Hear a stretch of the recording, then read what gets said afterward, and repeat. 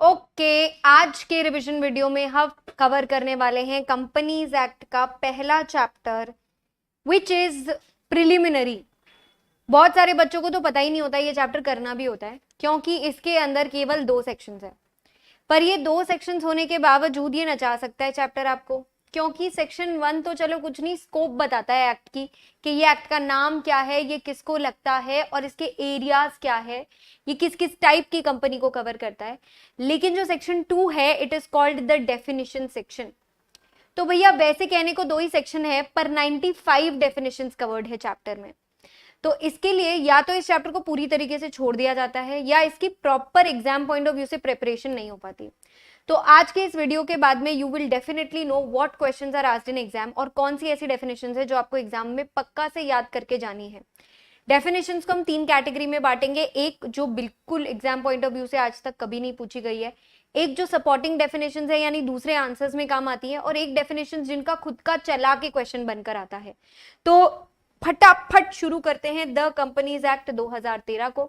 वैसे इस एक्ट के अंदर टोटल 470 सेक्शन और बहुत सारे नियम है जो 29 चैप्टर्स में डिवाइडेड है और इसमें 7 स्केड्यूल है। हमारे को चैप्टर नंबर 1 से काम है जिसमें केवल 2 सेक्शन है, सेक्शन 1 एंड सेक्शन 2। पहले फटाफट सेक्शन 1 को ठिकाने लगा देते हैं। सेक्शन 1 बात करता है नेम, स्कोप, कमेंसमेंट और एप्लीकेबिलिटी की, जिसमें नाम है the companies act 2013, short title long title दोनों बता दिया मैंने आपको। स्कोप है भैया पूरे भारत पर लगता है। देखिए कमेंसमेंट हमारे काम का नहीं है क्योंकि अलग अलग दिन अलग अलग सेक्शंस कमेंस हुए थे, तो उसके लिए हमें उसको बिल्कुल ध्यान नहीं रखना। एप्लीकेबिलिटी में भैया देखिए नाम है द कंपनीज एक्ट, तो ऑब्वियसली कंपनीज को तो ये लगेगा ही। तो कंपनीज को ये लग ही रहा है, इंश्योरेंस कंपनी को ये लग ही रहा है, बैंकिंग कंपनी को ये लग रहा है। देखिए कंपनीज के अलावा 3 तितलियों को लगता है, बैंकिंग, इंश्योरेंस और electricity. This also applies to all those special entities जिनके लिए अलग से कानून पास हुआ था। लेकिन इन चारों की अगर मैं बात करूं, इंश्योरेंस, बैंकिंग, इलेक्ट्रिसिटी और स्पेशल एक्ट, इनका खुद का भी तो एक्ट है। तो इन्हें कंपनीज एक्ट लगाऊं कि इनका खुद का एक्ट लगाऊं? तो भैया हम एक रूल जानते हैं, specific always prevails over general. तो जब इनका खुद का एक्ट कुछ बात बोले तो पहले वो मान लेने की, अगर इनका खुद का एक्ट कुछ कॉन्ट्राडिक्टरी बोल रहा है कंपनीज एक्ट से तो we will always follow their act first and companies act later. इसके अलावा भी किसी को अगर सीजी को नोटिफाई करना होगा तो वो करके दे सकता है। ओके अब हम लोग बात करेंगे डेफिनेशंस की, यानी आ गया है हमारा सेक्शन 2। सेक्शन 2 चालू करते ही पहले तो ये समझ लीजिए कि जो जो भी डेफिनेशंस हैं आपके सिलेबस में 95 में से, एक तो सारी सिलेबस में ही नहीं है, जो जो सिलेबस में है वो सारी यहाँ पे नोटेड है। इसमें से भी मैंने हाईलाइट यूज किया है येलो कलर का टू मार्क दोज डेफिनेशन जिन पे आपको खासे ध्यान रखना है, और लर्न जिन डेफिनेशंस को करना है उनके लिए हमने रेड स्टार यूज किया है। तो ये मैं वीडियो के स्टार्टिंग में बता देती हूँ ताकि आप साथ साथ में इसको मार्क कर सकें। पीडीएफ का लिंक आपको वीडियो के डिस्क्रिप्शन में मिल जाएगा। देखिए first, second, third, fourth, fifth ऐसी डेफिनेशंस कुछ खासे काम की है नहीं, सीधा पहले मैं हाईलाइटेड डेफिनेशंस पे डिस्कशन करने वाली हूँ, क्योंकि अब्रिज्ड प्रोस्पेक्टस मतलब प्रोस्पेक्टस का एक सेलिएंट वर्जन, एक अकाउंटिंग स्टैंडर्ड्स की डेफिनेशन दे रखी है 133 के हिसाब से। ऑल्टरेशन क्या होता है? चेंजेस, कुछ ऐड करना, कुछ डिलीट करना, सब्स्टिट्यूट करना।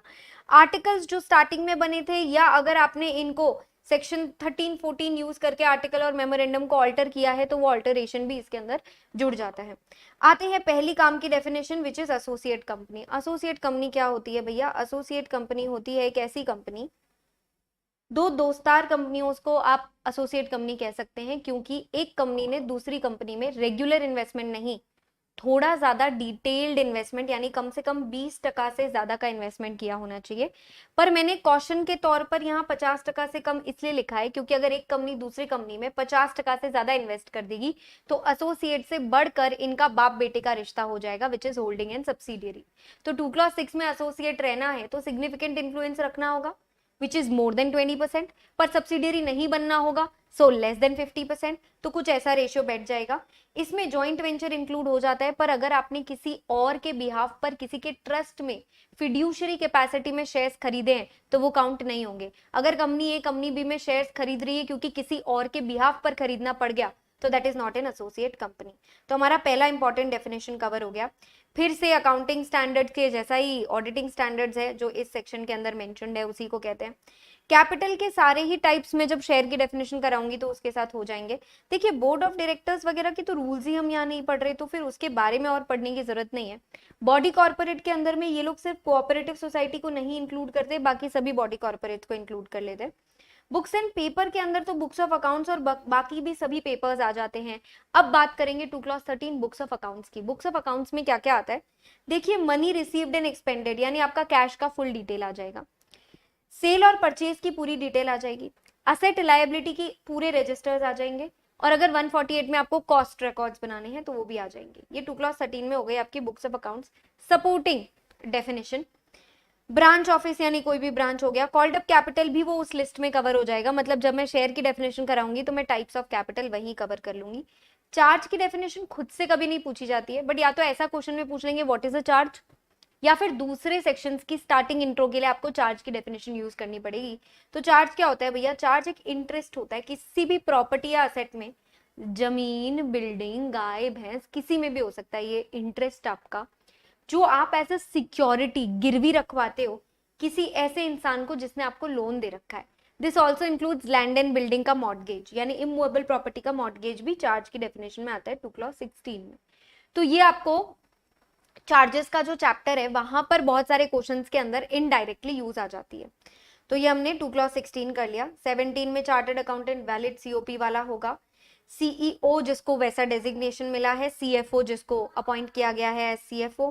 कंपनी की डेफिनेशन है, कंपनी मींस अ कंपनी जो या तो इस एक्ट के अंदर बनी है 2013 में, या तो बनी है वो प्रीवियस लॉ में यानी 1956 या उससे पहले अगर कोई इंडिया की कंपनी बनी है तो 2 क्लॉज 20 में वही कंपनी कहलाएगी।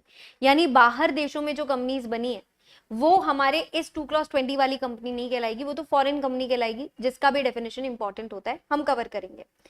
आगे बढ़ते हैं। देखिए ये टाइप्स ऑफ कंपनीज में कवर होगा on the basis of liability. देखिए तो लायबिलिटी के बेसिस पे हमारे पास वैसे तो एक लिमिटेड कंपनी हो सकती है या तो अनलिमिटेड कंपनी हो सकती है। Limited company with share limit हो सकती है, विथ गारंटी लिमिट हो सकती है, या फिर वो विदाउट शेयर कैपिटल, वैसे टाइप की कंपनी बन सकती है, with share capital, without share capital.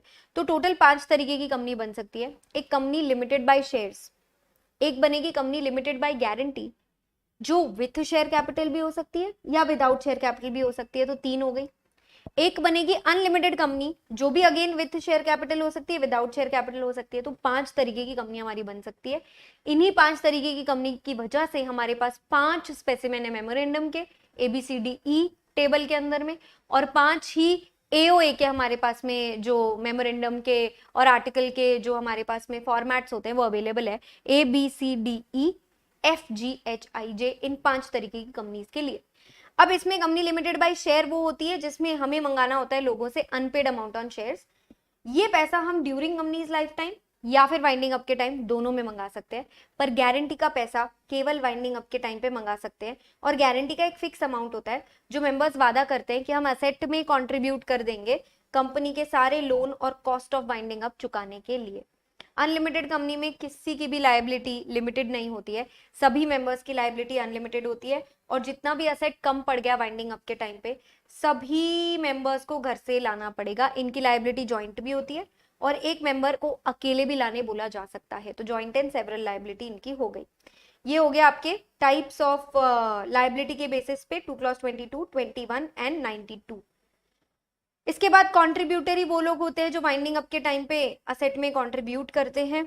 Control यानी कंपनी के अंदर में अलग अलग प्रकार से आप कंट्रोल कर सकते हो। कंट्रोल कैसे, डायरेक्टर्स को अपॉइंट करने का, निकालने का जिसके पास हक होता है, या फैसले लेने का जिसके पास हक होता है। ये हक आप इंडिविजुअली भी एक्सरसाइज कर सकते हैं, डायरेक्टली भी एक्सरसाइज कर सकते हैं, किसी और के साथ मिलकर भी एक्सरसाइज कर सकते हैं, इनडायरेक्टली भी कर सकते हैं। अब हक किसको मिलता है कंपनी में, या तो मालिक को, तो शेयर होल्डर बनकर आप ये कर सकते हो, वोटिंग के थ्रू आप ये कर सकते हो, या दूसरा हक होता है डायरेक्टर्स का, तो you can do it by using your management rights also. Debenture की डेफिनेशन में भाई डिबेंचर, स्टॉक, बॉन्ड, हर प्रकार का लोन, हर चीज जो कंपनी का लोन बता रहा है आपको, जो भी कंपनी का आपको बोरोवर लेंडर बना के दे सकता है, तो वो चीज डिबेंचर कहलाएगी। कंपनी के लिए डिबेंचर एक प्रकार का डेट होता है, तो इसके अंदर में क्या चीजें नहीं इंक्लूड होती है, तो इन्होंने स्पेसिफिकली 2 चीजों को निकाल दिया है, एक चैप्टर 3D RBI एक्ट का, और एक जो कोई भी इंस्ट्रूमेंट सेंट्रल गवर्नमेंट और RBI मिलकर निकालना चाहे तो। अभी तक हमने 30 डेफिनेशंस कवर की हैं इंपॉर्टेंट, इसमें से कुछ भी काम की नहीं थी अपार्ट फ्रॉम एक एसोसिएट कंपनी जिसकी डिटेल हमने पढ़ी है, बुक्स ऑफ अकाउंट्स जिसमें 4 पार्ट अपन ने याद किए हैं, एंड चार्जेस जिसको हेल्पिंग डेफिनेशन की तरह अपन ने यूज किया है। अभी भी मैं बता दूं 30 तक ऐसी कोई डेफिनेशन नहीं आई है जिसका इंडिपेंडेंट एग्जाम में क्वेश्चन बनता हो, मतलब इसको आपने एक बार पढ़ लिया आपका काम हो गया। अब आगे पढ़ते हैं 30 के बाद से 34 डायरेक्टर अगेन आपके काम का नहीं है, director appointed by board. Dividend में इंटरिम डिविडेंड आ जाता है, ऐसा अपन डिविडेंड चैप्टर के अंदर में सिर्फ एक लाइन पढ़ लेते हैं ये जानने के लिए कि जितने भी सेक्शंस डिविडेंड को लगेंगे वो सारे के सारे इंटरिम डिविडेंड को भी लगेंगे। अब देखिए डॉक्यूमेंट की डेफिनेशन कंपनीज एक्ट के लिए रेलेवेंट नहीं है, लेकिन general clauses act, interpretation of statute, इन दोनों चैप्टर में जो डॉक्यूमेंट की डेफिनेशन होगी ना वो हमारे लिए बहुत जरूरी हो जाएगी। अब इसोप अगर शेयर कैपिटल चैप्टर में इसोप के प्रोविजंस ही नहीं पढ़ रहे तो इसोप की डेफिनेशंस भी हमारे काम की यहाँ पे नहीं होगी। एक्सपर्ट की डेफिनेशन प्रोस्पेक्टस वाले चैप्टर में काम आती है कि एक सीए, सीएस, सीएमए ये लोग जो हैं वो एक्सपर्ट होते हैं, और भी कोई आदमी अगर सर्टिफिकेट देने के केपेबल है तो उसे भी मैं 2 क्लास 38 में एक्सपर्ट की डेफिनेशन में गिनूंगी। अब आ जाते हैं पहली ऐसी डेफिनेशन बेटा जिसका खुद का क्वेश्चन बन सकता है। ये फर्स्ट डेफिनेशन मैं आपको पढ़ा रही हूँ इस चैप्टर में जिसका एक सेल्फ सफिशिएंट एग्जाम में क्वेश्चन बन सकता है, यानी ये इंपॉर्टेंट हो गई तो मैंने इसको 2 स्टार लगा दिए। 2 क्लास 40 में फाइनेंशियल स्टेटमेंट, कंपनी के अंदर में बैलेंस शीट, पीएनएल, अगर आप एनपीओ हो तो आप पीएनएल नहीं बनाते हो, आप इनकम एंड एक्सपेंडिचर अकाउंट बनाते हो, वो होगा। Cash flow statement, statement of changes in equity and explanatory notes, ये 5 चीजें मिलकर कंपनी के फाइनेंशियल स्टेटमेंट्स बनते हैं। एग्जाम में क्वेश्चन आता है 1 person company, small company, domain company या एक प्राइवेट कंपनी जो कि स्टार्टअप है उससे रिलेटेड, इन्हें कैश फ्लो स्टेटमेंट बनाने की जरूरत नहीं है। तो 2 क्लास 40 एग्जाम के लिए जरूरी है और उसमें भी जरूरी है कैश फ्लो स्टेटमेंट वाला एक्सेप्शन। मोस्ट इंपॉर्टेंट है कि आप ये याद करो। डन। इसके तुरंत बाद एक क्वेश्चन आता है जो सेल्फ सफिशिएंट है, जिससे एग्जाम में अपने आप क्वेश्चन आता है 2 क्लास 41। छड़ी लग गई है क्योंकि 40, 41, 42, 43 सभी एग्जाम में सेल्फ सफिशिएंट है, पूछे जा सकते हैं। अब देखिए 41, 2 क्लास 41 फाइनेंशियल ईयर, मैं पूरे डिटेल में आपको समझाती हूँ फाइनेंशियल ईयर क्या होता है। कैलेंडर ईयर तो हम अच्छे से समझते हैं, जनवरी टू दिसंबर होता है। फाइनेंशियल ईयर यानी बुक्स ऑफ अकाउंट्स चालू करना और क्लोज करने वाला साल। आपके जो खाते बनते हैं, बुक्स बनती हैं, वो चालू होती हैं 1 अप्रैल को। 1 अप्रैल से चालू होंगे तो अगले साल 31 मार्च को खत्म होंगे। तो ये तो बहुत आसान है कि हर साल 31 मार्च को खत्म होने वाले को हम फाइनेंशियल ईयर कहते हैं। लेकिन प्रॉब्लम आती है पहले पहले साल की, जब कंपनी नई नई इनकॉर्पोरेट हुई है। तो अगर मैं आपको ट्रिक से याद करवा दूं तो ट्रिक बहुत सिंपल है।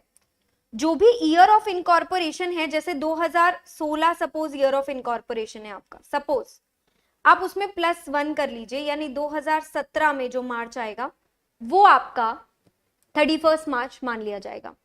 सपोज 2019 में कभी भी कंपनी बनी है तो 2020 हो जाएगा आपका, जो 31 मार्च आने वाला है। मतलब हर बार आप जब +1 कर लेंगे तो आपको इनकॉर्पोरेशन ईयर कंप्लीट होने मिल जाएगा।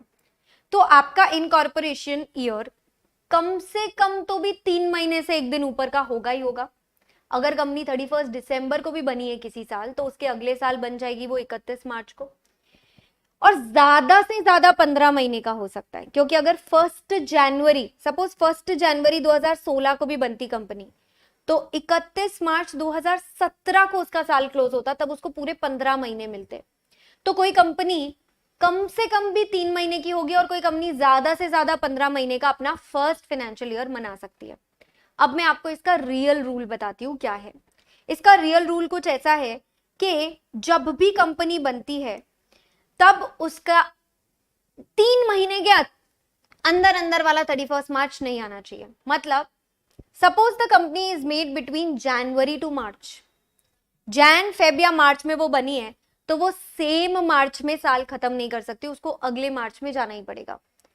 और अगर कंपनी बनी है अप्रैल से लेकर दिसंबर तक के बीच में, अप्रैल महीने में, मई महीने में, जून महीने में, कभी भी बनी हो दिसंबर तक, तो वो जस्ट नेक्स्ट वाला 31 मार्च यूज कर सकती है। मतलब ऐसा रूल है कि इनकॉर्पोरेशन ईयर अगर बिफोर 1 जनवरी है तो सेम 31 मार्च अपन यूज कर सकते हैं।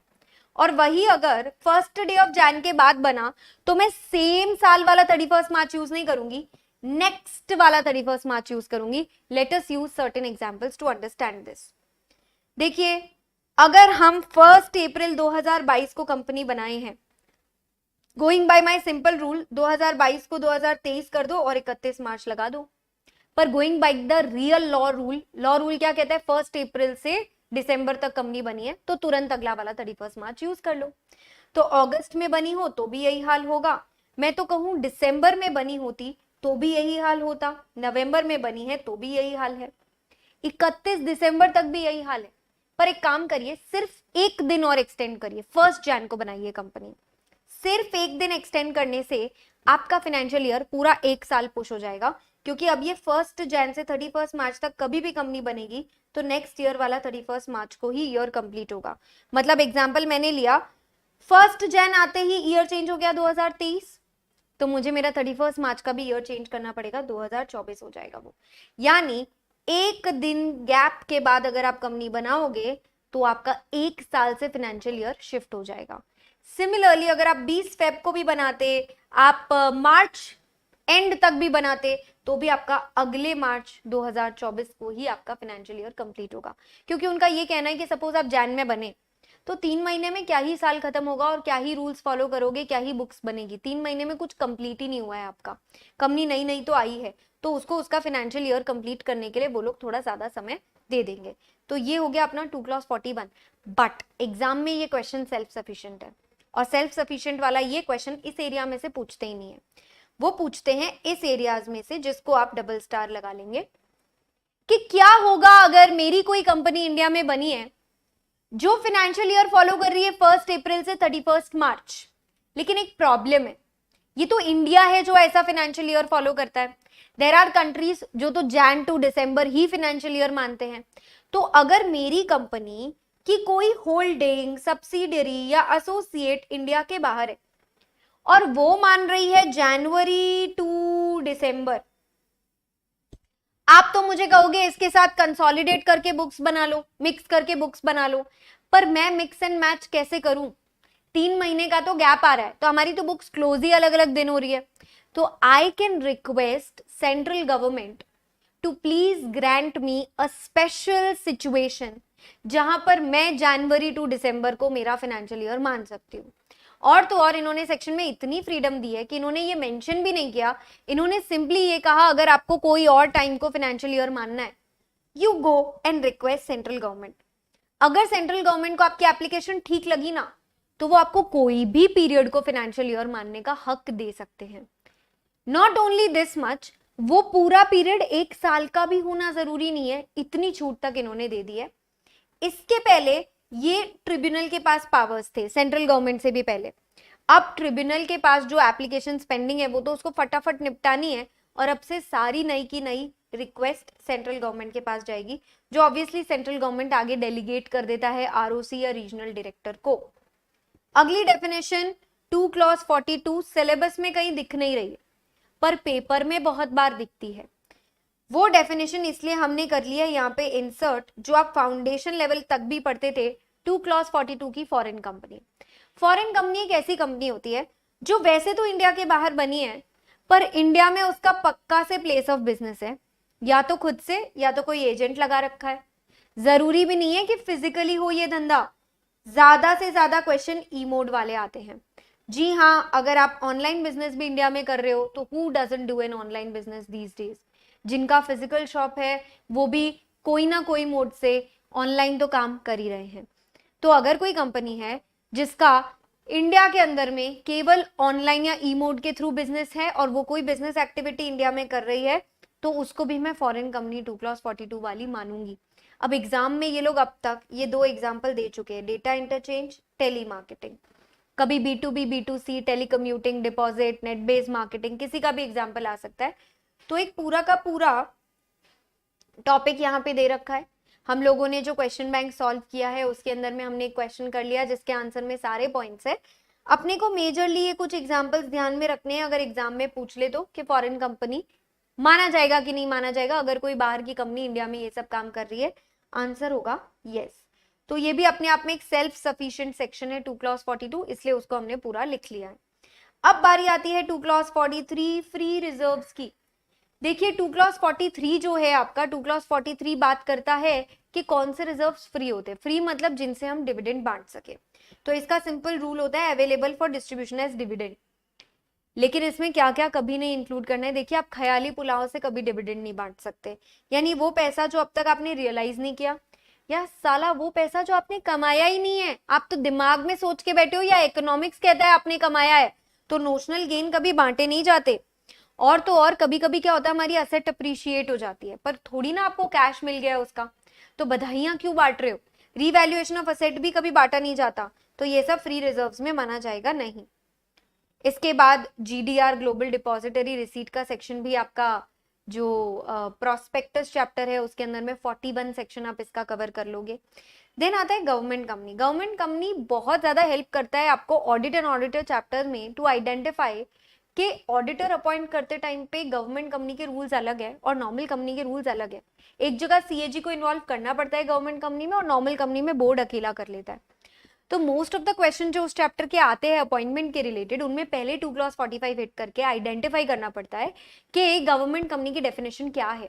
तो ये रही आपकी गवर्नमेंट कंपनी की डेफिनेशन, जिसके अंदर में क्लियरली बोल रखा है 51% या उससे ज्यादा। देखिए ये सब्सिडियरी कंपनी जैसी डेफिनेशन नहीं है जो कहे कि 50% से ज्यादा, इसने कहा है कम से कम 51%, मतलब 51% तो होना ही चाहिए, या उससे ज्यादा होगा तो चलेगा। पेड अप शेयर कैपिटल, जिसका मतलब है टोटल वोटिंग पावर, किसने होल्ड किया होना चाहिए। ये जाहिर सी बात है गवर्नमेंट कंपनी कह रही हूँ, मतलब गवर्नमेंट ने होल्ड किया होना चाहिए। तो या तो सेंट्रल गवर्नमेंट, या तो स्टेट गवर्नमेंट, या फिर दोनों की जोड़ी किसी भी परम्यूटेशन कॉम्बिनेशन में अगर 51% से ज्यादा होल्ड कर रही है तो उसे गवर्नमेंट कंपनी मानेंगे। एक और खास बात, गवर्नमेंट की सब्सिडियरी भी, गवर्नमेंट कंपनी की सब्सिडियरी भी गवर्नमेंट कंपनी होती है, क्योंकि इनडायरेक्टली सब्सिडियरी में पेरेंट कंपनी का ही तो पैसा फ्लो हुआ है। पेरेंट कंपनी में गवर्नमेंट का पैसा होल्ड हुआ है, तो इनडायरेक्टली आपकी सब्सिडियरी में भी पेरेंट कंपनी यानी गवर्नमेंट का ही पैसा फ्लो हुआ है। तो सब्सिडियरी की सब्सिडियरी गवर्नमेंट कंपनी के केस में होल्डिंग कंपनी की सब्सिडियरी गवर्नमेंट कंपनी ही मानी जाएगी। इसके साथ आपका 2 क्लॉज 45 गवर्नमेंट कंपनी भी कंप्लीट हो जाता है। होल्डिंग कंपनी की डेफिनेशन बिल्कुल काम की नहीं है, बिकॉज इसका हिंदी ट्रांसलेशन कुछ ऐसा बनता है कि जो पिता कंपनी है उसका स्टेक बेटा कंपनी में होता है, तो जिस कंपनी की सब्सिडियरी होती है उसकी होल्डिंग को होल्डिंग कहते हैं। क्योंकि ये डेफिनेशन आप रीड करेंगे तो ये कैसा होता है, इन रिलेशन टू वन और more companies means a company of which such other company are subsidiary company. तो भाई सीधा ही बोलना कि सब्सिडियरी की डेफिनेशन पढ़नी है, और सब्सिडियरी की डेफिनेशन को 5 स्टार लगाओ तो भी कम है, क्योंकि वो most important definition of this entire chapter बन जाएगी। अभी हम थोड़ी देर में उसको डिस्कस करेंगे।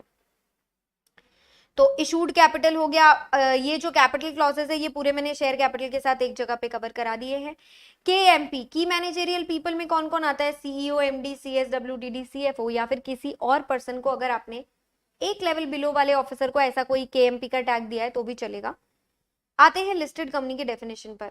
सी लिस्टेड कंपनी की डेफिनेशन रिसेंटली चेंज हुई है, तो this is a very very important definition, और इसको थोड़ा सा अलग तरीके से समझेंगे क्योंकि ये आपको share capital chapter, prospectus chapter में तो हेल्प करेगा ही, साथ ही साथ बहुत सारे रूल्स ऐसे हैं कंपनीज एक्ट के जो सिर्फ लिस्टेड कंपनी को लगते हैं। सो हमें क्या करना था, छोटी कंपनीज को लिस्टेड कंपनी की इस डेफिनेशन से बाहर निकालना था, जो गलती से लिस्टेड की डेफिनेशन में आ गई थी और उस वजह से बेचारियों को 470 सेक्शन पूरे फॉलो करने पड़ते थे। तो बहुत ही प्यार से समझते हैं, कोई भी कंपनी जो लिस्टेड है रिकॉग्नाइज्ड स्टॉक एक्सचेंज पे उसे मैं लिस्टेड तो मान ही लूंगी, बट रूल 2A जो नया आया उसने कहा कुछ कंपनीज को अपन लिस्टेड की कैटेगरी से बाहर निकाल देते हैं, क्योंकि बेचारे वो तो कोई नियम कानून का पालन करने के लिए लिस्ट करा लिए, तो उनको अगर छोटा सा नियम कानून पालन करने की वजह से लिस्ट कराना पड़ा और लिस्ट कराने के बाद उनको इतने 470 सेक्शन फॉलो करने पड़े, तो ऐसा अत्याचार हम उन पे ना करें। तो एक छोटा सा डायग्राम अभी मैं आपको बताऊंगी जिससे आपका ये कॉन्सेप्ट पूरा क्लियर हो जाएगा कि किसको लिस्टेड नहीं बोलते। थोड़ा सा ध्यान देंगे because this is going to help other chapters also. 2 clause 52 में लिस्टेड कंपनी में सबसे पहले मैं प्राइवेट कंपनी पर आती हूँ, क्योंकि प्राइवेट कंपनी का एक सिंपल हिंट बता दूं कि प्राइवेट कंपनी को कभी लिस्टेड नहीं माना जाएगा। Now some of you might even think कि वो उसे तो लिस्टेड नहीं मान सकते ना, क्योंकि वो तो वैसे भी लिस्ट करा ही नहीं सकती। ये गलत है। प्राइवेट कंपनी भी लिस्ट तो करा सकती है। किसे लिस्ट करा सकती है पहले वो समझते हैं। सी, प्राइवेट कंपनी कभी भी पब्लिक ऑफर तो ला नहीं सकती। वो तो गिन चुन के 4 लोगों को, 5 लोगों को, 10 लोगों को और ज्यादा से ज्यादा 200 लोगों को कोई ना कोई सिक्योरिटी पकड़ा सकती है। मतलब private company maximum private placement ही कर सकती है। उसका इक्विटी तो कभी पब्लिक को जा ही नहीं सकता। सिमिलरली कन्वर्टेबल प्रेफरेंस या डिबेंचर भी कभी पब्लिक को जा नहीं सकता। तो इन दोनों के केस में तो लिस्टिंग अलाउड ही नहीं।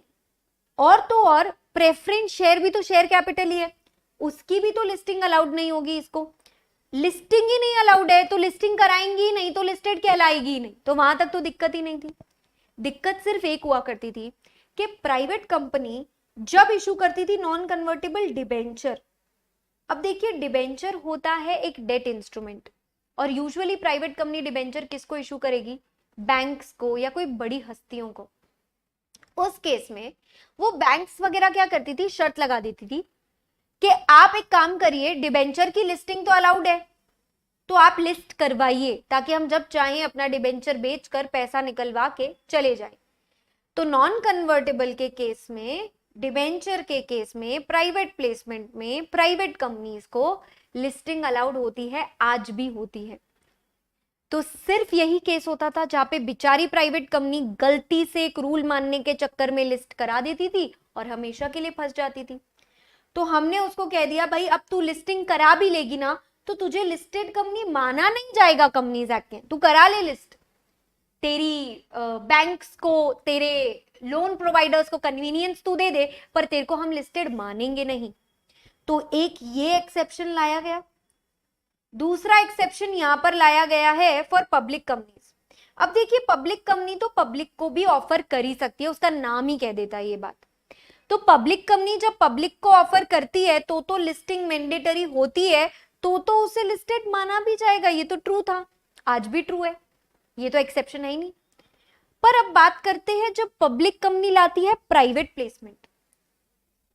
देखिए, अगर पब्लिक कंपनी प्राइवेट प्लेसमेंट लाएगी और लाएगी इक्विटी का या कन्वर्टेबल का, जो इक्विटी में आगे कन्वर्ट हो सके, जो मेन सिक्योरिटीज बनेंगी, कंपनी के मेन ओनर्स बनेंगे, तो भैया अगर ये इक्विटी या कन्वर्टेबल का प्राइवेट प्लेसमेंट लाती है, मतलब चुन चुन के लोगों को इनने अलॉट किया है, ला तो सकते ही हैं, 200 लोग ऐसे भी हो ही सकते हैं ना कंपनी, तो उसकी भी लिस्टिंग अलाउड है। देखिए, इसकी लिस्टिंग तो थी मैंडेटरी, इसमें तो लिस्टिंग करा के आपको लिस्टेड माना ही जाएगा। इक्विटी और convertible in a private placement का रूल क्या है? लिस्टिंग अलाउड है।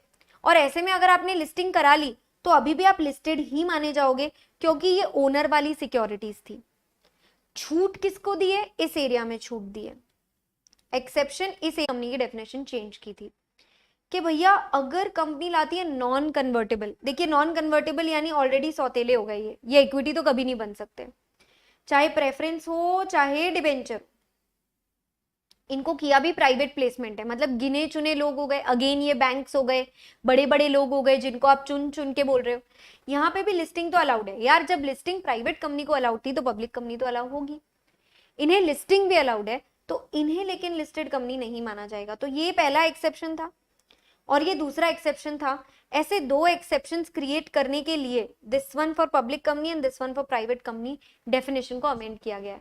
हमने इतनी डिटेल में इसलिए इसको यहाँ पढ़ा क्योंकि कल को एक खतरनाक एमसीक्यू भी इस पे बन सकता है और बहुत बढ़िया सी केस स्टडी भी बन सकती है। अब तक नहीं किए हैं, आगे कर सकते हैं, इसलिए इसका पता नहीं है, जिसका पता नहीं है बेटर है उसको हाईलाइट कर लो, छोड़ के क्यों जाए। Manager again CA final level की डेफिनेशंस हो गई। एक आदमी जो सुपरिटेंडेंस कंट्रोल या बोर्ड के डायरेक्शन में काम कर रहा है, कंपनी के अफेयर्स हैंडल कर रहा है। डायरेक्टर को जिस भी नाम से बुलाओ वो भी मैनेजर कहला सकता है। एमडी एक पर्सन है जिसके पास बहुत ही सब्सटैंशियल पावर्स हो सकते हैं। एक डायरेक्टर जो एमडी की पोजीशन होल्ड कर रहा है। देखिए, individual who is not a director can't be managing director. तू डायरेक्टर तो बन पहले, फिर मैनेजिंग डायरेक्टर बन लियो। अब देखिए, सब्सटैंशियल पावर्स की बात करें जिसके अंदर ये चिंदी पावर्स नहीं आती, कॉमन सील लगाना, चेक एंडोर्स करना, नेगोशिएबल इंस्ट्रूमेंट एंडोर्स करना, ये सब नहीं आता इसके अंदर में। मेंबर कौन है? जो सब्सक्राइब कर दे मेमोरेंडम को, जो इन राइटिंग अग्री कर दे कि मैं मेंबर बनना चाहता हूँ, या आज के में बेनिफिशियल ओनर की तरह डला है, तो ही हम मेंबर कहलाएंगे। तो ये 3 तरीके हो गए आपके मेंबर बनने के। Memorandum 2 clause 56 same as article originally framed, या समय समय पे जो सेक्शन 13 को अमेंड करके हम ऑल्टर करते हैं उसे भी मेमोरेंडम बोला जाता है। अगेन ये सब भी इंपॉर्टेंट नहीं था। नेटवर्थ की डेफिनेशन इतनी बड़ी छोड़ दीजिए, केवल एक फॉर्मूला देख लीजिए, नेटवर्थ कैसे गिनेंगे। नेटवर्थ मतलब कंपनी के शेयर होल्डर्स की औकात कितनी है, कितना पैसा उन्होंने इकट्ठा कर लिया कंपनी में।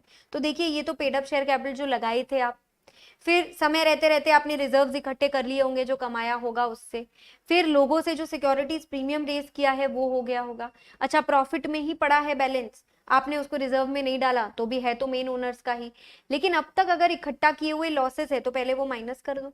डेफर्ड एक्सपेंडिचर माइनस कर दीजिए, मिसलेनियस एक्सपेंडिचर माइनस कर दीजिए। कभी भी डेप्री को राइट बैक नहीं करेंगे, कभी भी रीवैल्यूएशन रिजर्व को इसमें ऐड नहीं करेंगे, ना इग्नोर करेंगे, उसको कोने में रखेंगे, डिलीट नहीं करेंगे, ऐड नहीं करेंगे, इग्नोर करेंगे लास्ट वाली दो कैटेगरी को। ये 2 क्लॉज 57 में आपका नेटवर्थ हो गया। नोटिफिकेशन कोई काम का नहीं है, ऑफिशियल गजेट में आ जाता है। Officer again CA final level का क्वेश्चन हो गया, डायरेक्टर मैनेजर केएमपी कोई भी जो बोर्ड के इशारों पर एक्ट कर रहा है वो ऑफिसर हो गया। ऑफिसर जिसकी गलती है, सेक्शन 60 में बहुत ही डिटेल में इसकी एक डेफिनेशन दे रखी है। देखिए कभी भी किसी सेक्शन में जब हमें पेनल्टी पनिशमेंट देना होता है ना, वहां पे नीचे दे रखा होता है ऑफिसर इन डिफॉल्ट। कौन है ये ऑफिसर इन डिफॉल्ट? तो ये लोग कह रहे हैं होल टाइम डायरेक्टर पूरा दिन कंपनी में रहता है, तू लायबल होगा। की मैनेजेरियल पीपल यानी मेन पीपल, अगर केएमपी नहीं है तो बोर्ड ने डिफाइन करके रखा होगा कि किसको पकड़ेंगे। अगर किसी को नहीं डिफाइन करके रखा या किसी ने अपनी कंसेंट नहीं दे रखी है, सारे डायरेक्टर्स को पकड़ लो। फिर और कोई आदमी जो एक्टिवली पार्टिसिपेट करे, डिस्ट्रीब्यूशन अकाउंट्स बुक्स रिकॉर्ड्स, मतलब अगर किसी के इशारों पे बोर्ड ऑफ डायरेक्टर एक्शन ले रहा है, प्रमोटर वगैरह हो गए, हर डायरेक्टर जिसको पता है कि कंपनीज एक्ट का मैं कॉन्ट्रावेंशन कर रहा हूँ और वो पार्टिसिपेट कर रहा है बिना ऑब्जेक्ट किए, यार तेरे को पता है कि तू गड़बड़ काम कर रहा है तो एटलीस्ट तू ऑब्जेक्ट कर दे, ऑब्जेक्ट भी नहीं कर रहा है तो भी पकड़ा जाएगा। और ट्रांसफर वगैरह के केस में तो share transfer agent, registrar, merchant banker सभी ऑफिसर इन डिफॉल्ट कहलाएंगे। सेक्शन 60 तक हमने कंप्लीट कर लिया। देखिए वैसे लगभग 90 डेफिनेशंस है, तो हमने आप समझ लीजिए मोटा मोटी सारी मेन डेफिनेशंस कवर कर ली। दो बहुत इंपॉर्टेंट डेफिनेशंस अभी बाकी है, पर अभी एक बार अगर मैं आपको रिकैप दे दूं, मोस्ट इंपॉर्टेंट डेफिनेशंस हमने कौन कौन सी कवर करी जो आपको याद करनी है। 2 clause 6 associate company, books of accounts normal थी। 2 क्लॉज 16 चार्ज, क्योंकि वो बहुत बार डायरेक्ट पूछ लेते हैं व्हाट इज द चार्ज और बहुत बार सपोर्टिंग डेफिनेशन में काम आती है। इसके अलावा मेन डेफिनेशन में मैं कहूंगी 2 क्लॉज 40 फाइनेंशियल स्टेटमेंट की डेफिनेशन में किसको किसको कैश फ्लो स्टेटमेंट नहीं बनाना ये याद करना आपके लिए जरूरी है। 2 क्लॉज 41 फाइनेंशियल ईयर तो पूरा ही याद करना जरूरी है, स्पेशली इसका ये वाला पार्ट जहां पे आप परमिशन ले रहे हो कि आपको कोई और तरीके से आपकी बाहर बनी है कंपनी और आपको उसके साथ अकाउंट्स मैच करने हैं तो क्या करना होगा। 2 क्लॉज 42 और 43 ये दोनों भी मैं लर्न करने बोलूंगी क्योंकि इनके भी क्वेश्चन बने हैं। 2 क्लॉज 45 जरूर आपको बहुत सारे आंसर्स में यूज करना पड़ेगा। 51 नहीं करेंगे तो चलेगा। 52 का ये डायग्राम आप बना लेंगे, इसको एक बार कर लेंगे तो आपका काम हो जाएगा। और नेटवर्थ की ये वाली जो लिस्ट है इसको एक बार देख लेंगे तो आपका काम हो जाएगा। इसके साथ आपकी 60 तक डेफिनेशन कंप्लीट हो गई है। 90 तक जाना बहुत आसान है हमारे लिए क्योंकि बहुत ही लिमिटेड ऐसे क्वेश्चन आएंगे जिनका सेल्फ सफिशिएंट क्वेश्चन बनता है। 1% कंपनी यानी जिसमें एक ही मेंबर होता है, इसकी फुल डिटेल सेक्शन 3 में है जो चैप्टर 2 का पार्ट बनेगा, जो हम कल रिवाइज करेंगे। ऑर्डिनरी एंड स्पेशल रेजोल्यूशन, ये सेक्शन 114 के अंदर में जो 75% और 50% का कैलकुलेशन करते हैं, जैसे OR इज ऑर्डिनरी रेजोल्यूशन, जैसे SR is special resolution. Paid up share capital किसे कहते हैं? जो भी अमाउंट हमें रिसीव हुआ है शेयर्स के नाते और जो भी अमाउंट पेड अप में क्रेडिट किया है। अभी आपने सारी इनकी डेफिनेशंस देखनी है। पोस्टल बैलेट जिस 110 में जो हम मेंबर्स के पास भेज देते हैं, प्रिस्क्राइब जैसा रूल्स में लिखा होता है। अब आ जाती है एक ऐसा सेक्शन जिसका क्वेश्चन खुद से बनता है और फाउंडेशन में भी बनता था, 2 क्लॉज 68, प्राइवेट कंपनी में कितने मेंबर्स होते हैं। तो देखिए प्राइवेट कंपनी सबसे पहले तो minimum paid up share capital बोलती है, लेकिन वो प्रिस्क्राइब नहीं है, तो कहने का मतलब है 0 से भी आप शुरू कर सकते हो। पर बहुत इंपॉर्टेंट बात, प्राइवेट कंपनी ट्रांसफर रिस्ट्रिक्ट कर देती है। आप आसानी से अपना शेयर किसी भी एरे गैरे के नाम पे नहीं कर सकते हो, परिवार परिवार में ट्रांसफर अलाउ होगा, उसके भी रूल्स होंगे। इसमें maximum members at any point of time 200 ही हो सकते हैं, एक्सेप्ट ओपीसी जिसमें मिनिमम मैक्सिमम दोनों एक होता है। अब बहुत इंपॉर्टेंट बात बता दूं, एग्जाम में 200 वाले से ही क्वेश्चन आता है, पर ये 200 की गिनती गिनते वक्त you never have to include employees और एक्स एम्प्लॉइज, और जॉइंट होल्डर्स को सिंगुलर मेंबर काउंट करना है। पब्लिक से कभी पैसा इनवाइट नहीं कर सकते। तो इसका ये जो प्राइवेट कंपनी का फॉर्मूला है वो ध्यान रखेंगे, minimum 2 maximum 200 except OPC. Share transfer restrict होता है, पब्लिक से इनवाइट करना कैंसिल्ड है। 200 गिनते वक्त एम्प्लॉइज एक्स एम्प्लॉइज को नहीं काउंट करना है और जॉइंट होल्डर्स को सिंगल मेंबर कहते हैं। प्राइवेट कंपनी भी दो प्रकार की होती है, एक ओपीसी और एक स्मॉल कंपनी। स्मॉल कंपनी की डेफिनेशन भी अभी आने वाली है और एग्जाम पॉइंट ऑफ व्यू से वो भी बहुत इंपॉर्टेंट है।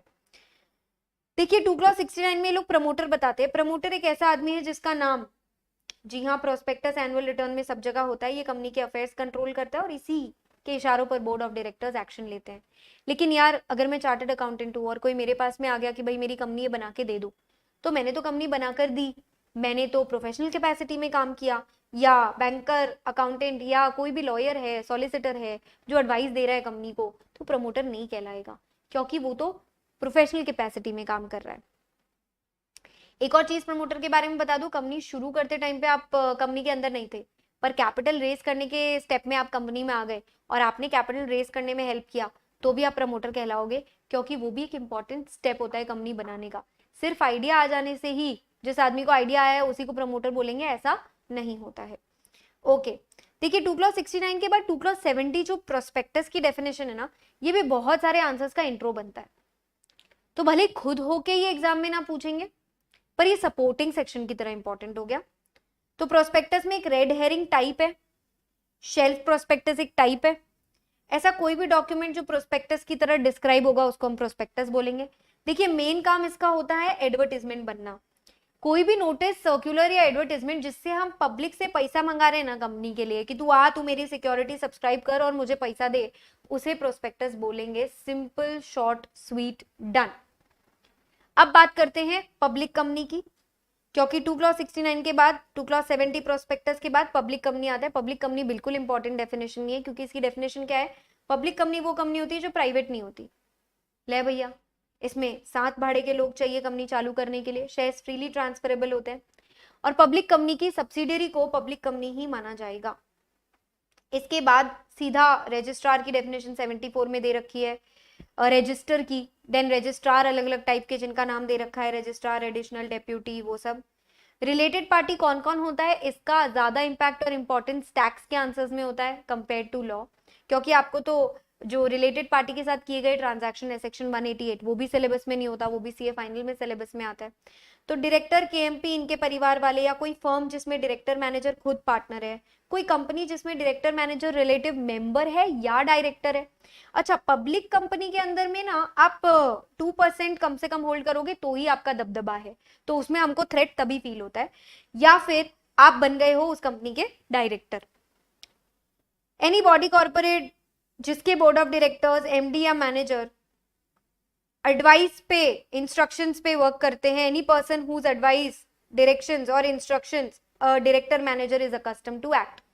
तो कोई बॉडी कॉर्पोरेट जिसके इशारों पे हमारे ऑफिसर्स वर्क करते हैं, या कोई और पर्सन जिसके इशारों पे हमारे ऑफिसर्स वर्क करते हैं, तो ये दोनों लोग भी हमारे लिए रिलेटिव की डेफिनेशन में आ जाएंगे। फिर होल्डिंग, सब्सिडियरी, एसोसिएट, ये सब तो आएंगे ही, subsidiary of holding, investing company, ये सब भी आ जाएंगे। ये सब बन जाएगा हमारा रिलेटेड पार्टी का definition, again not important. Relative की डेफिनेशन में घर वाले आ गए, एचओएफ के परिवार के लोग, हस्बैंड एंड वाइफ, और father, mother, son, brother, sister, जिसमें स्टेप भी इंक्लूड होता है, son's wife, daughter and daughter's husband. ये सब हो गया रिलेटिव की डेफिनेशन 2 क्लॉज 77। अगेन आज तक कभी नहीं पूछी हुई है ये सब। रेम्यूनरेशन की बात करें तो जो भी पैसा या उसके इक्विवेलेंट आपको कुछ मिला है कोई सर्विस देने के लिए, या फिर कभी कभी घर, गाड़ी, बंगला, ड्राइवर, ये सब भी मिल जाते हैं, तो जो परक्विजिट्स मिले हैं आपको इनकम टैक्स के हिसाब से, वो भी रेम्यूनरेशन का पार्ट होता है, again not important. Securities 2 clause 81 की डेफिनेशन लॉ में क्या दे रखी है कि भैया जाओ स्क्रा की 2 क्लॉज एच पढ़कर आओ, तो मैंने यहाँ पे स्क्रा की 2 क्लॉज एच पूरी डाल दी है। ध्यान रखने वाली बात सिर्फ इतनी है कि वैसे तो सब कुछ ही सिक्योरिटी होता है, शेयर, स्टॉक, बॉन्ड, डिबेंचर, सब कुछ ही सिक्योरिटी होता है, लेकिन क्या सिक्योरिटी नहीं होता है वो याद रख लो ना, यूनिट और इंस्ट्रूमेंट, म्यूचुअल फंड स्कीम के सभी सिक्योरिटीज होते हैं, लेकिन अगर कोई यूनिट लिंक्ड इंश्योरेंस पॉलिसी है, इंश्योरेंस पॉलिसी, वो सिक्योरिटी में नहीं आएगा। तो जो नहीं आता है ना उसको ध्यान में रख लो, बाकी सब तो वैसे भी आ ही रहा है। अब 2 क्लॉज 84 शेयर की डेफिनेशन वैसे कुछ इंपॉर्टेंट नहीं है, पर उसके टाइप्स ऑफ कैपिटल कवर हो जाए इसलिए हम डिस्कस कर लेते हैं एक बार। Share means a share in the share capital of the company, और इसमें स्टॉक भी आ जाता है। स्टॉक फुल्ली पेड शेयर्स का बंडल होता है, इसका कोई डिनोमिनेशन नहीं होता। मैं ये नहीं कह सकती मेरे पास 5 स्टॉक है या 6 स्टॉक है, मैं ये कह सकती हूँ मेरे पास 80,000 के स्टॉक है। मैं रुपए बता सकती हूँ पर मैं यूनिट नहीं बता सकती। शेयर्स में मैं यूनिट बता सकती हूँ कि मेरे पास 10 शेयर है, मेरे पास 15 शेयर है, पर मैं ये नहीं बोल सकती मेरे पास 15 स्टॉक है। तो ये डिफरेंस हो गया स्टॉक एंड शेयर्स का। Stock is actually a bundle of fully paid shares. Capital अलग अलग प्रकार के, आपकी सारी डेफिनेशंस मैंने यहाँ कंबाइन बता दी, जो वैसे ऊपर से लेकर नीचे तक अलग अलग दे रखी थी। 2 क्लॉज 8 यानी मैक्सिमम कैपिटल जो कंपनी कभी भी मंगा सकती है लाइफ टाइम में, ये मेमोरेंडम में मेंशन होगा। और बहुत बड़ा मत लिख देना क्योंकि इसी के बेसिस पर आप स्टैम्प ड्यूटी भरते हो। 2 क्लॉज 50 में से अब ऑथराइज में से सारा पैसा तो तुरंत नहीं चाहिए, जो आपने मार्केट में इशू किया होगा वो इशूड कैपिटल होगा। 2 क्लॉज 86 में अब आप जितना मांगोगे, जरूरी नहीं पब्लिक सारा दे दे, तो टाइम टू टाइम जो पब्लिक सब्सक्राइब करके रखेगी वो सब्सक्राइब कैपिटल होगा। 2 क्लॉज 15 में जो मंगा लोगे वो कॉल्ड अप कैपिटल होगा। पेड अप कैपिटल तो डिफाइंड ही नहीं है, जो मंगाया उसमें से जितना नहीं आया वो माइनस कर दो तो पेड अप कैपिटल मिल जाता है। ठीक है, अब आ जाते हैं दो भयंकर इंपॉर्टेंट डेफिनेशंस पर जो बाय हार्ट करनी है। एक है 2 क्लॉज 85 स्मॉल कंपनी और एक है 2 क्लॉज 87 सब्सिडियरी कंपनी, को तो गोल के पी जाओ, एग्जाम पॉइंट ऑफ व्यू से ये दोनों बहुत इंपॉर्टेंट है। 2 क्लॉज 85 स्मॉल कंपनी क्या होता है? ऐसी कंपनी, देखिए इसमें 3 लिमिट्स है, 50 लाख, 4 करोड़, 10 करोड़ पहली लाइन में, और टर्नओवर में 2 करोड़, आपका 40 करोड़ और आपका 100 करोड़। मैं एकदम क्लियर भाषा में कह दूं, करेंटली आपके लिए relevant paid up share capital small company के लिए है 4 करोड़ और टर्नओवर आपके लिए रेलेवेंट है 40 करोड़। मतलब आपको लिमिट यही याद रखनी है, एक ऐसी कंपनी जिसका paid up share capital 4 crore या उससे कम है एंड जिसका टर्नओवर 40 करोड़ या उससे कम है, तो उसे स्मॉल कंपनी कहेंगे। और आप ये ध्यान रख लीजिए, ये केवल एक प्राइवेट कंपनी हो सकती है, ये कभी पब्लिक कंपनी नहीं हो सकती है। इसके 3 एक्सेप्शंस कवर होते हैं आपके, होल्डिंग कंपनी, सब्सिडियरी कंपनी, कभी स्मॉल कंपनी नहीं हो सकती क्योंकि ये बाप बेटा कंपनी है, तो ये कभी आपको स्मॉल कंपनी नहीं कहलाएगी। सेक्शन 8 कंपनी, जिस कंपनी का दिल बड़ा वो कंपनी कैसे छोटी हो सकती है? तो section 8 company, charity company will never be called a small company. और स्पेशल एक्ट वाली कंपनी, जिस कंपनी के लिए कोई अलग से कानून पास हुआ है, इतने नखरे हैं उसके कि उसका पार्लियामेंट में अलग से लॉ पास हो गया, वो कंपनी कैसे छोटी कहलाएगी? तो हमें इन टाइप की अलग टाइप की कंपनीज को कभी स्मॉल कंपनी का दर्जा देके बहुत सारे सेक्शन से बचाना नहीं है। आपको फिलहाल इतना याद रखना है कि जब ये सेक्शन शुरू हुआ था तब ये 50 लाख और 2 करोड़ से शुरू हुआ था, पर इन्फ्लेशन के साथ साथ जैसे जैसे गवर्नमेंट को रियलाइज होता रहता है वो स्मॉल कंपनी की लिमिट बढ़ाते रहती है। इसके बाद उन्होंने 50 लाख को बढ़ा के 2 करोड़ किया था और 2 करोड़ को बढ़ा के जो है ऐसा यहाँ पे 2 करोड़ को 10 करोड़ किया था उन्होंने। तो इस तरीके से वो लिमिट बढ़ाते रहते हैं। लेकिन 2 करोड़ को 20 करोड़ किया था उन्होंने, तो यहाँ पे किया था 50 लाख को 2 करोड़, यहाँ पे 2 करोड़ को किया था 20 करोड़। फिर इनको रियलाइज हुआ अब कि यार और बढ़ाने की जरूरत है, तो इन्होंने 2 करोड़ को कर दिया 4 करोड़ और 20 करोड़ को कर दिया 40 करोड़। ऐसा बढ़ा बढ़ा के कितना बढ़ा सकती है गवर्नमेंट? ज्यादा से ज्यादा इसको कर सकती है 10 करोड़ और इसको कर सकती है 100 करोड़। पर अपन को इतना ज्ञान याद नहीं रखना, अपनी एग्जाम एक बार आनी है और अपने को उसके अंदर एक अमाउंट याद रखनी है, पेड अप शेयर कैपिटल, हाँ जी 4 करोड़, टर्नओवर, हाँ जी 40 करोड़। और क्या क्या स्मॉल कंपनी नहीं होती है? होल्डिंग सब्सिडियरी, सेक्शन 8 और स्पेशल एक्ट वाली कंपनी कभी स्मॉल कंपनी नहीं हो सकती है।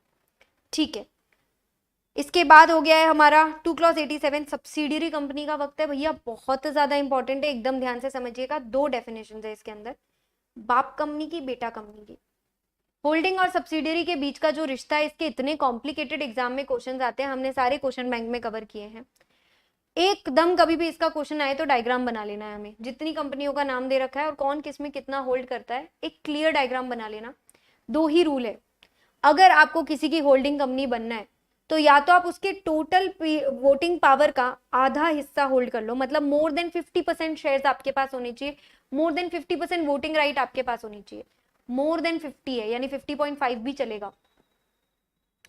या फिर दूसरा तरीका, आप उस कंपनी का बोर्ड कंपोजिशन होल्ड करो, यानी डायरेक्टर्स को रखना और निकालने का फैसला आपके हाथ में होना चाहिए। एक बहुत इंपॉर्टेंट रूल है, सब्सिडियरी की सब्सिडियरी भी होल्डिंग की सब्सिडियरी ही होती है। मतलब कितनी बार बोलोगे कि ऐसा क्वेश्चन बनाएंगे जिसमें होल्डिंग कंपनी डायरेक्टली किसी कंपनी के शेयर्स होल्ड नहीं कर रहा, डायरेक्टली किसी कंपनी की उसने शेयर्स नहीं खरीदी या बोर्ड कंपोजिशन नहीं होल्ड किया, पर उसने जिस कंपनी की शेयर्स होल्ड कर रखी है उस कंपनी ने तीसरी कंपनी के अंदर में इन्वेस्टमेंट कर रखा है, तो वाया वाया भी आप सब्सिडियरी बना सकते हो। सिंपल रूल है, सब्सिडियरी की सब्सिडियरी भी मेन होल्डिंग की सब्सिडियरी होती है। मैक्सिमम 2 लेयर्स अलाउड है। ये हो गया आपका 2 क्लॉज 87 के साथ मोस्ट इंपॉर्टेंट डेफिनेशन यहाँ पे खत्म। अब देखिए स्वेट इक्विटी शेयर्स तो हम जो सेक्शन पढ़ते हैं उसके अंदर ही आ जाती है इसकी डेफिनेशन। वो इक्विटी शेयर्स हुए जो डायरेक्टर एम्प्लॉय को दे रहे हैं डिस्काउंट या फिर कंसिडरेशन अदर देन कैश के लिए, क्योंकि वो हमारे को एक ऐसा नो हाउ या ऐसा राइट दे रहे हैं, ऐसा इंटेलेक्चुअल प्रॉपर्टी ऐड कर रहे हैं, ऐसा वैल्यू एडिशन दे रहे हैं जिसके लिए यार हमने उनको इनफ सैलरी तो नहीं दी है, तो हम उनको कुछ एक्स्ट्रा देने की कोशिश कर रहे हैं, इसलिए हम उनको डिस्काउंट पे सेक्शन 54 में स्वेट इक्विटी शेयर्स देते हैं। तो ये वहीं कवर हो जाता है। टोटल वोटिंग पावर, यार आजकल ना हम लोग डिफरेंशियल वोटिंग राइट्स भी देते हैं, तो एक शेयर पे एक वोट पहले हुआ करता था, अब जरूरी नहीं है वो हो। तो टोटल वोटिंग पावर हम लोग क्या देखते हैं कि एक मीटिंग के अंदर मेंबर प्रॉक्सी मिलाकर टोटल कितने वोट दे सकते हैं, उनका वोट कितना काउंट होगा। शेयर कितना काउंट होगा उससे मतलब नहीं है, वोट कितना काउंट होगा। फिर आता है आपका ट्रिब्यूनल, एनसीएलटी को हम प्यार से ट्रिब्यूनल कहते हैं, वो भी काम की चीज नहीं है। टर्नओवर क्या होता है, जो रेवेन्यू आप कमाते हो, कोई भी चीज बेचकर, सप्लाई करके, गुड्स डिस्ट्रीब्यूट करके या सर्विस देकर जो पैसा आपने कमाया वो टर्नओवर हो गया। अनलिमिटेड कंपनी ऑलरेडी कवर कर लिया था हमने। वोटिंग राइट एक मेंबर के वोट करने के हक को बोलते हैं, जिसमें पोस्टल बैलेट भी आ जाता है, जो घर बैठे मीटिंग होती है। इस पूरे एक्ट के अंदर अगर कोई वर्ड डिफाइंड नहीं है, पर अगर स्क्रा, सेबी, डिपॉजिटरी एक्ट में डिफाइंड है, तो पहले वहां वाले वर्ड्स को कंपनीज एक्ट से डायरेक्टली लिंक कर लेना। इसके साथ जी हमारा जो पूरा चैप्टर नंबर 1 है वो along with important definitions cover हो गया है। होप आपको समझ आ गया होगा कि कौन कौन सी डेफिनेशन बहुत जरूरी है। एक बार लास्ट टाइम रिपीट कर देती हूँ वो डेफिनेशंस जो आपको बाय हार्ट करनी है, जिनके इंडिपेंडेंट क्वेश्चंस आते हैं। इंडिपेंडेंट क्वेश्चन आता है what is a charge 2 clause 16। Independent question आता है 2 क्लॉज 40 में ओपीसी, स्मॉल डॉर्मेंट, किसको किसको कैश फ्लो स्टेटमेंट नहीं बनाना। इंडिपेंडेंट क्वेश्चन आता है 2 क्लॉज 41 में कि अगर मेरा कंपनी का टाइमलाइन किसी दूसरी कंपनी के साथ में मैच नहीं कर पा रहा है, तो उस केस में मैं किसको अप्लाई करूं, कैसे, उसके बारे में पता करूं। और इंडिपेंडेंट क्वेश्चन आता है 2 क्लॉज 45 गवर्नमेंट कंपनी क्या होती है वो। इंडिपेंडेंट क्वेश्चन आ सकता है लिस्टेड कंपनी की लिस्टिंग को लेकर, अब तक आया नहीं है। Independent question private company 2 clause 68 200 members के रिलेटेड पक्का आता है। इंडिपेंडेंट क्वेश्चन अगला बनता है 2 क्लॉज 85 स्मॉल कंपनी कौन होगी कौन नहीं होगी। और इंडिपेंडेंट क्वेश्चन बनता है 2 क्लॉज 87 सब्सिडरी का सबसे ज्यादा। एंड ये 2 क्लॉज 87 सबसे ज्यादा पूछा जाता है सेक्शन 19 के साथ मिलाकर, जो हमारे अगले रिवीजन वीडियो में हम कवर करेंगे, where we will discuss incorporation of a company. इसके साथ हमारे चैप्टर 1 और उसकी इंपॉर्टेंट डेफिनेशंस यहाँ पे होती है खत्म। See you in the next video. अगर अच्छे से समझ आ गया होगा तो कमेंट करके बता देना। Bye bye, take care, all the best.